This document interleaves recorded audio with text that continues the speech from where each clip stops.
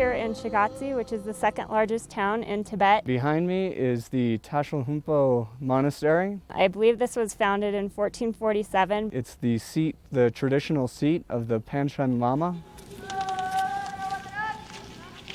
It was really great to finally get inside and go wandering around.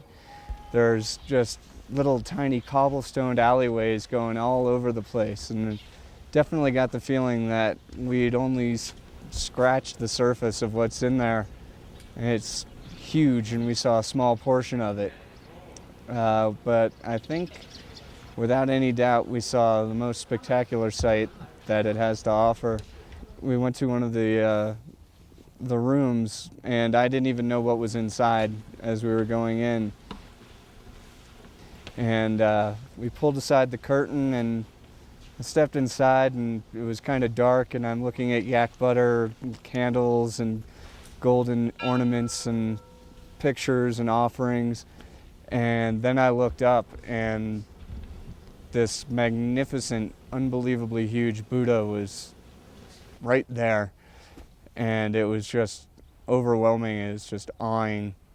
And he had the greatest look on his face. It was so serene, and just looking at him, it really does make you feel serene as well. And I could have just stood there and stared at his eyes, very quiet, peaceful eyes. And that was definitely the most beautiful man-made structure I've ever seen. It was just amazing.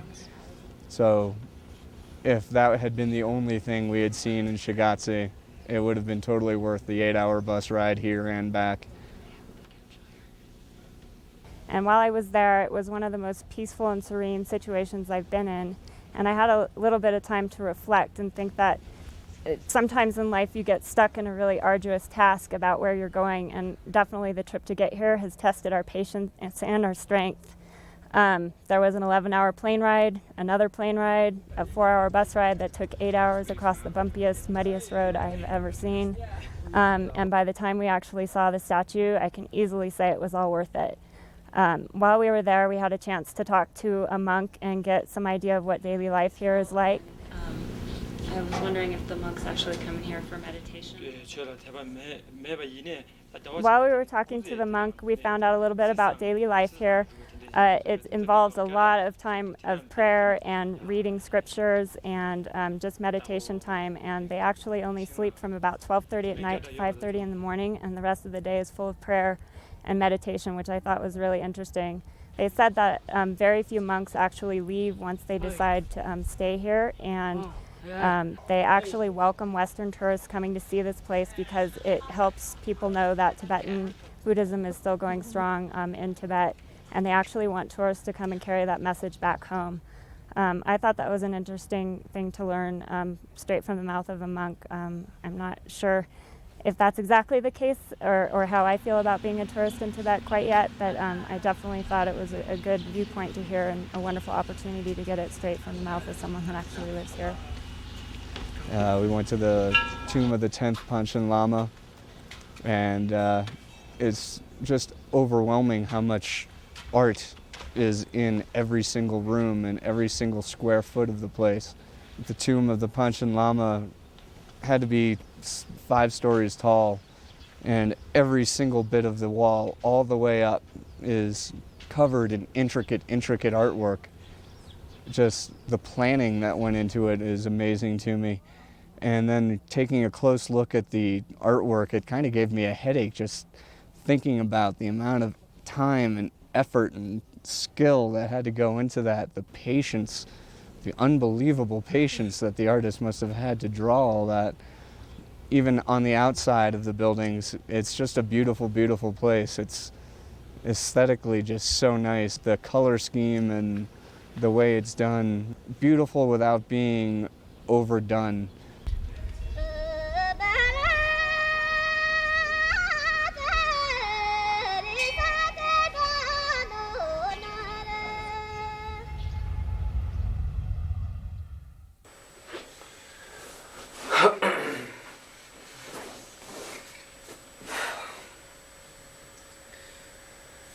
Today is September 7th. It was quite a day. We woke up fairly early to get a good early start on things. The morning was a little kind of, I don't want to say frustrating, but well, yeah, alright. This morning was a little frustrating. There was a lot of getting organized and getting things together and all kinds of this and that going on, but we finally got everything going. When we woke up this morning, we were greeted by pretty bad rain. The weather here is just crazy. It can start out in the morning at 20 or 30 degrees and raining and pouring, and by the end of the day it's just beautiful sunshine beating down on your head, and probably about 70 or 80 Fahrenheit, I don't really know, but it just swings so much. And today's my dad's birthday back in the States, and I was able to use a phone card to give him a call and leave a message saying happy birthday, and that reminded me of one of the things that has been, I guess, interesting me here in Chongyae, which is that the cell phone coverage is amazing here. I never would have thought that in the middle of Tibet, cell phones can be ringing at any time in minivans, and I just find it really impressive that the coverage is that strong, and also that I can use phone cards or the internet to get in touch with relatives back home.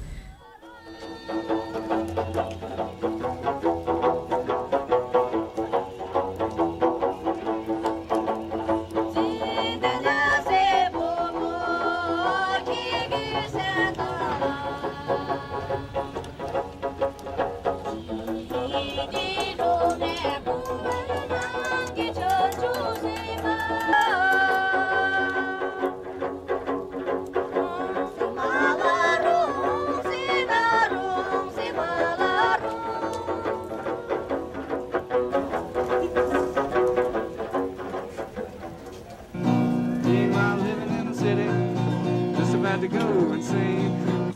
Oh, now we're getting Meanwhile, living in the city, just about to go and sing. Well, I heard my baby Lord, wish she used to call my name. Gonna be another breaking new day. Oh, baby, down by San Francisco. She told me I stink. Did he just say I stink? Come back here. I'll show you. The kids are so friendly and hyper and excited. It's cool to be playing pool in the pouring rain in Chongyae, and it's somewhere I never expected to be, and I survived my first yak butter tea experience. So all in all, it's been a really good day.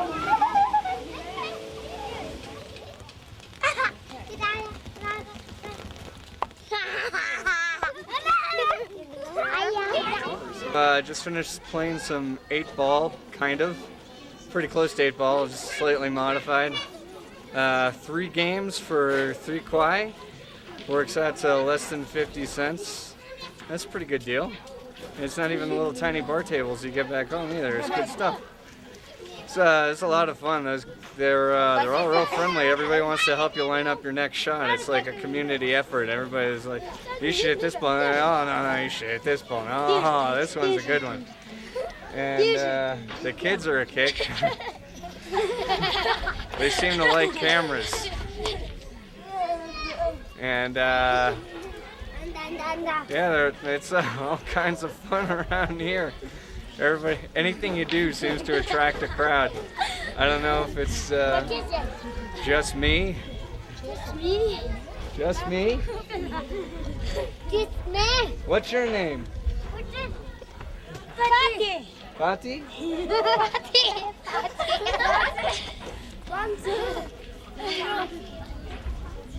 Oh, I just want to take them all home with me.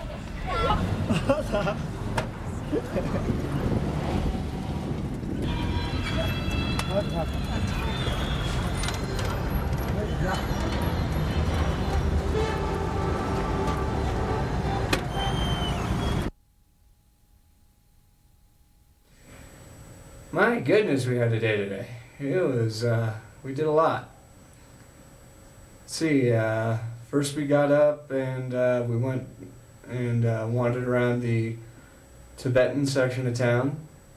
Wandered through some of the back alleyways. We talked with a Tibetan for the first time, and he had a very interesting take on the Chinese-Tibetan situation, and definitely a perspective that was good for me to hear as far as an actual Tibetan finding the Chinese help and assistance to be really worthwhile.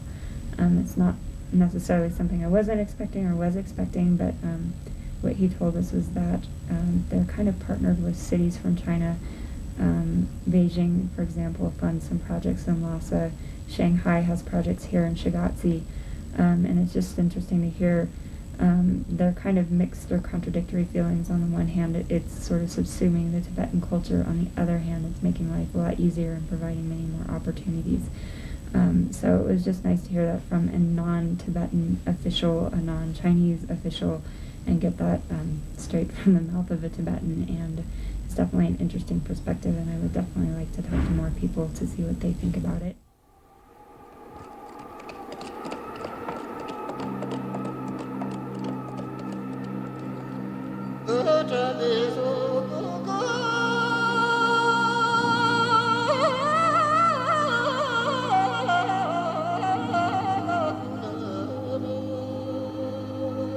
Okay, we are now in the Shan'an prefecture, or as it's known in Tibetan, the area is called Loka, and we're outside of a town called Zedong in the Yarling Valley, which is generally considered to be the cradle of Tibetan civilization.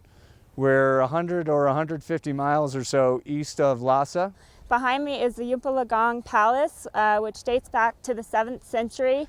In this area, we find some of the oldest palaces and oldest monasteries in all of Tibet. Songtsen Gampo is probably one of the kings thought to bring Tibetan Buddhism as a religion here, and he used that palace as a summer palace with his Nepali and Chinese wives. This is also actually where Buddhism got its foothold in Tibet. The Samye Monastery is nearby, and that's the first Buddhist monastery in all of Tibet. And today we are going to go look at some of the Tibetan king burial grounds. There's also a lot of evidence of the Bun religion, which is the religion that predates Buddhism. There's still traces of it in modern-day Tibet, but I guess it's pretty rare.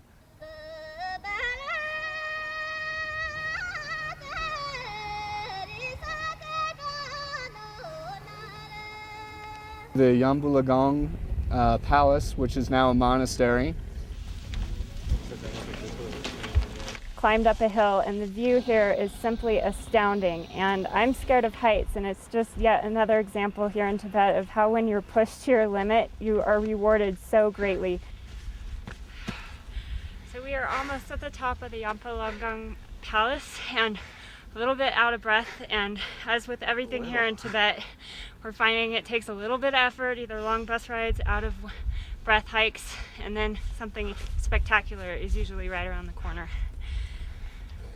This is the lowest altitude we've been at so far, which is still higher than the highest altitude I've been at before. And talking gets to be a bit of a hassle after a little climb. We did come up from all the way down there though, so give me a little credit.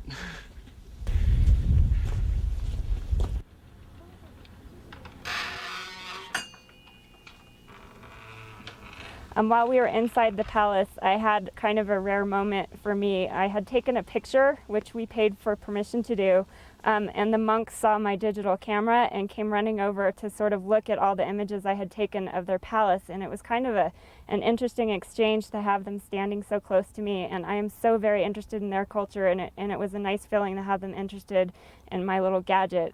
Whether that's a good thing or a bad thing or another bad Western influence coming in here, I don't know. But I was just really touched by their interest and so grateful to have that close proximity to something so neat and interesting here. This temple had a much more sort of cozy feel. It was very small and dark and very nice inside, and it was really comfortable in there and felt very at ease. And the tiny main room was just filled with little things to look at: statues, drums, prayer books, all kinds of stuff just crammed in there, and I liked it a lot. I think I got some new decorating ideas for my living room, which my roommate's going to be just thrilled about.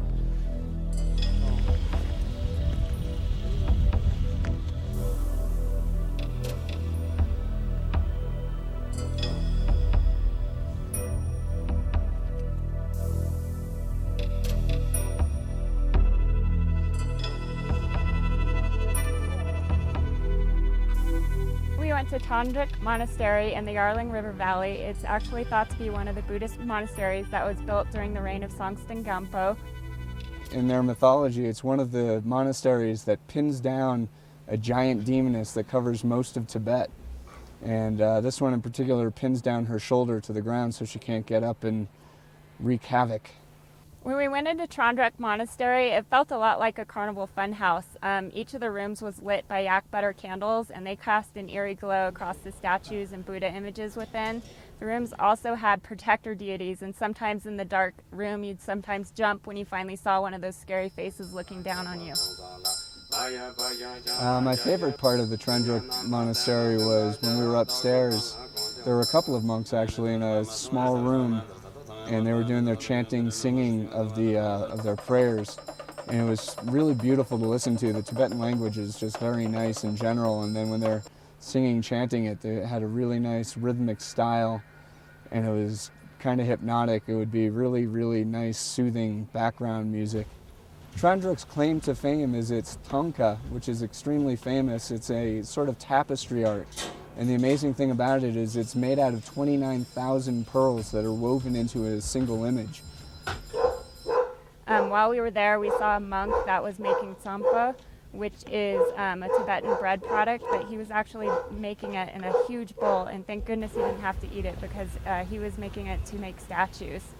The other thing we saw at Tondwick Monastery was gigantic prayer wheels and also a row of small prayer wheels, and it's thought to be good luck if you actually spin those. So Moj and I took a turn at spinning the prayer wheels, and hopefully we will have good luck for the rest of our trip here in Tibet.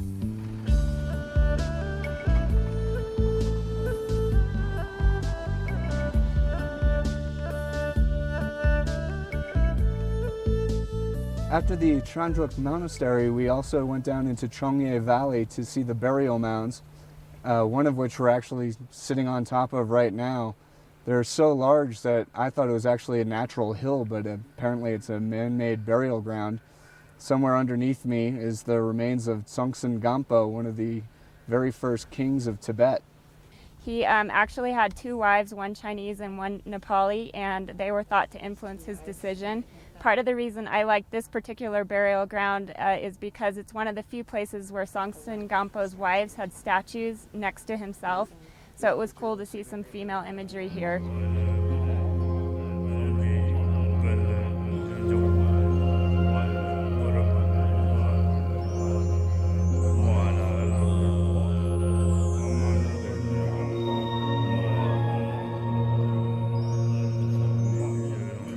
We had a very full day today here in Shannon, or Loka, depending on whether you're going for the Chinese or the Tibetan.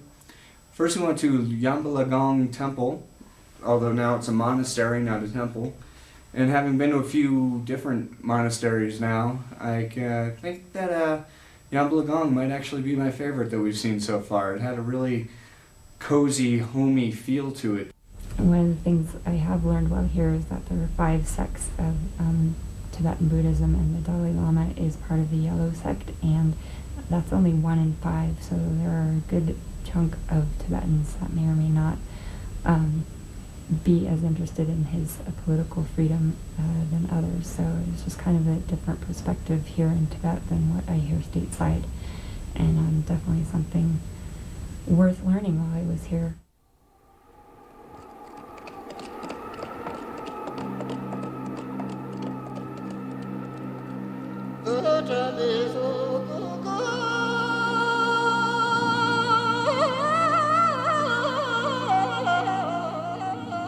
Today we are at Samye Monastery, and we timed our arrival pretty well. As we came in, they were blowing horns on the roof of the monastery.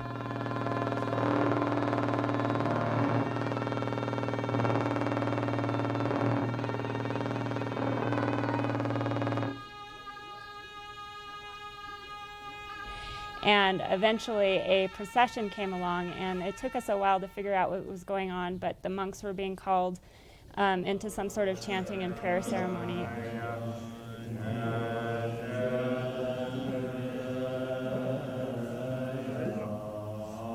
And then there was a more important looking monk, and that shows my relative ignorance about what was going on. But he had a big yellow hat and was seeming to tell some sort of story.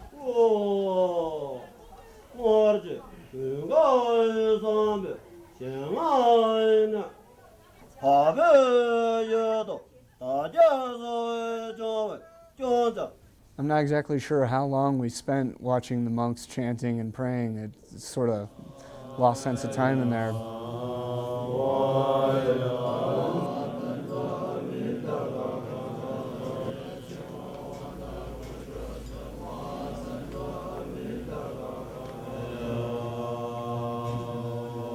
After a while, we left the main room and then finally got to start exploring the actual monastery itself.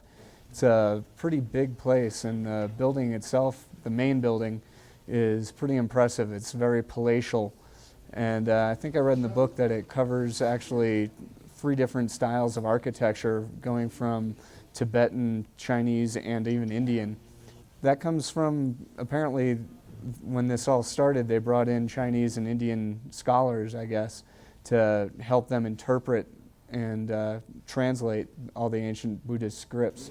Some of the other stuff I noticed here, there's a lot more pilgrims than at the other monasteries that we've been at. They're pretty interested in checking out the monastery and looking around at different things. This would be a good example. And it was just that it seemed a lot more of a homey monastery, and the monks here seem to have a lot more sense of humor than at other places. They're a lot more jocular and sort of wrestling in the courtyard before they go into chant, and even while chanting you could see them sort of ribbing each other until they really got into the ceremony. Also, wandering around here, one thing that's really struck me is the statuary. I think they've got more impressive statues than the other places that we've been in. They're really very striking, especially the protector deities, which are always the scariest, angry-looking ones. And they're really magnificent here. They're just even scarier and even angrier than the usual. Also, since it's a big building, there's a lot of wall space, and they've got a lot of murals, and they're just as beautiful here as any we've seen anywhere else. And I guess over 1,200 years, you really get to build up quite an impressive collection. They're just as intricate and just as amazing to look at, sort of occasionally difficult to look at because it's such an incredibly different style and such an intricate painting that there's just too much to take in. One of the main statues that I saw here was Guru Rinpoche, whose name I might not be pronouncing correctly, but you can recognize him because he has a staff with 3 heads on it, or one is a skull, one's a shrunken head, and then one's a head. I think he had a lot to do with the founding of this monastery. So I thought that was really interesting that I'm finally starting to recognize some of the protector deities and some of the people in the statues that we come across.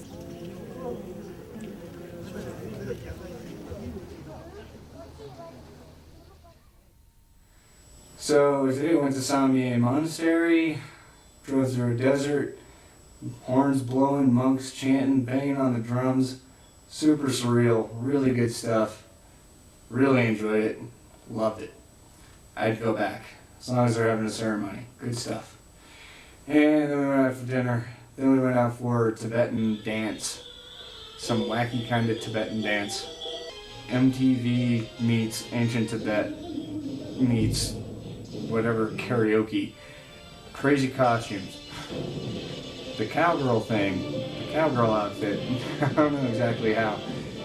Red cowboy hats with the disco beat from the 80s really works in the ancient Tibetan traditions, but well, there it was. I'm not going to argue with them. Then we got to go up on stage with all the performers, get our pictures took. Wearing yak hats. Like the yak hats. Everybody's getting yak hats for Christmas. And then the director invited us into another room to, oh, please come hang out. We'll sip some drinks and discuss, which turned out to be a Gambe fest. Just 1, 2, 3, Gambe! 1, 2, 3, Gambe! And they just kept coming at us. More Gambe. Would have been okay if it wasn't Budweiser. Why'd it have to be Budweisers?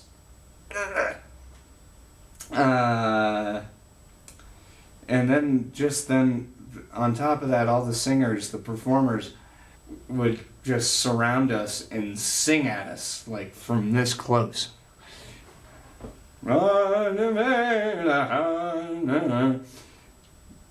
Beautiful, beautiful singing, but just totally surreal. Just odd. And every song had to finish with Gambe! But now we're back. I think I'm gonna go to bed. We're going to Lhasa tomorrow. Finally.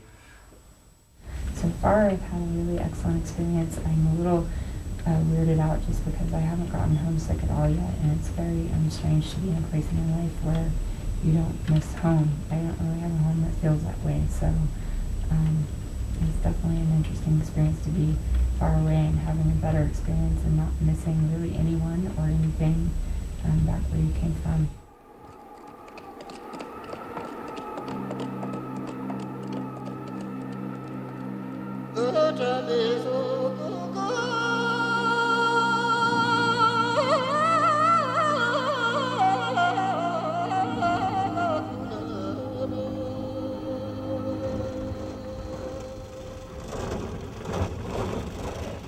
Today we traveled from Setong back to Lhasa, and we traveled on the most gloriously paved road that I had ever seen after all those bumpy roads. It was the first time I actually was able to sleep on the bus and also actually enjoy some of the scenery because my head wasn't hitting the ceiling. Once we got to Lhasa, we went to a country village to visit a Tibetan in his own household. Then we were inside and we met the man who owned the house, Kelsam Punso, and he invited us in, sat us down, served us some hot water, which I'm hoping was boiled at some point, and offered us candy, which was really nice. This is chocolate. That's international language for me. We just sort of sat and chatted through an interpreter, and he showed us around the house, and one room was entirely devoted to a Buddhist altar. So it was almost like he had his own little monastery inside the house. We talked to him a little bit and found out that he is not only Buddhist but also has posters of Mao on his wall, and it was interesting to hear both how religious he is and how much he favors the recent changes here in Tibet.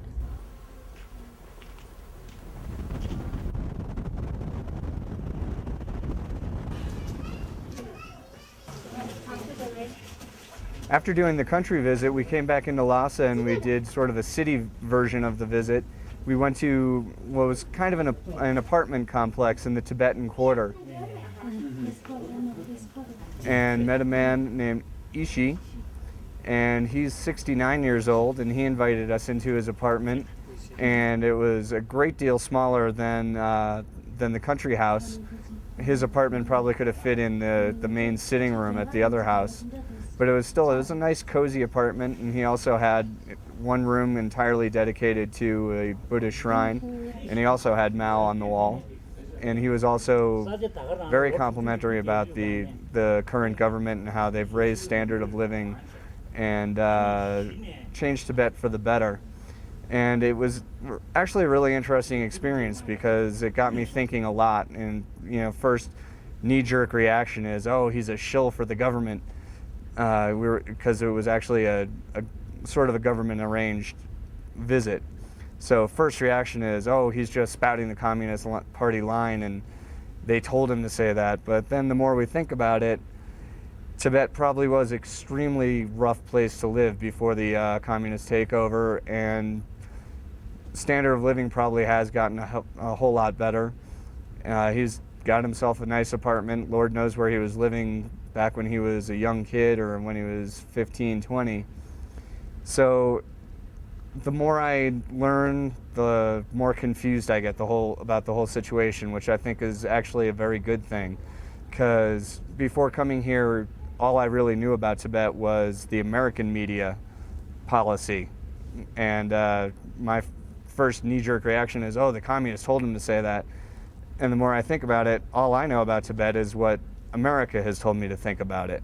So it's good to come here and get all kinds of different views, and while it's not clearing anything up for me, it's at least making me think more and make me realize that everything I know, I don't know. it's easy to imagine that life here is a lot better. Just the living conditions and dealing with the weather and some of the access to consumer goods that they might have, but it's also hard to know if these people were being honest or not, and I'll always wonder if that's my perspective on things or if that's a realistic view of things to consider while you're here in Tibet. One refrain I've been saying over and over and over again is the longer I'm here, the less I know about the situation. It's just very complex, and I'm very grateful to have the opportunity to escape some of the American media and look into it a little bit further by meeting Tibetan people. I just hope to do a little bit more digging and see if I can reach any conclusions. I'm not really sure that I will.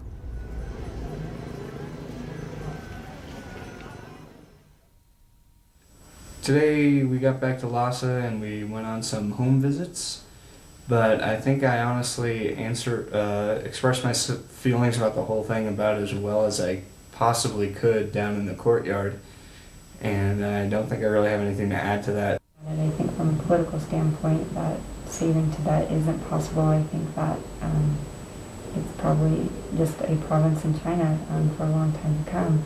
But I think that you can also view Tibetan culture and the Tibetan lifestyle and those things about themselves and their identity that they want to maintain. I'm hopeful that they'll find a way to keep those things alive while falling into the Chinese mainstream and improving their lifestyles.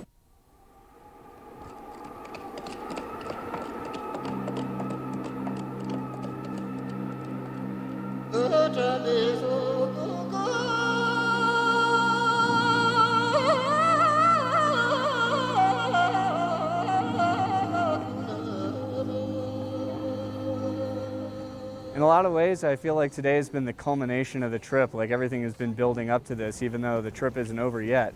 But today we went to the Potala in the morning, and that's what I've been looking forward to for years now. It was pretty amazing. We drove up sort of the back entrance of it and started kind of from the top and maybe worked our way down. We got to go into the holiest shrine in the entire Potala. That was a very interesting room because most of the Potala actually was built later for the 5th Dalai Lama in the 17th century. So it was nice to see the original structure and then kind of go around and see some of the rest that was built.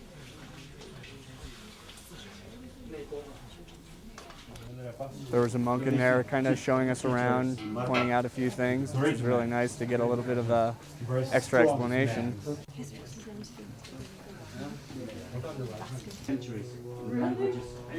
And then when we came out, actually one of the security guards started showing us around the whole place. And he'd been working there for 20 years, so he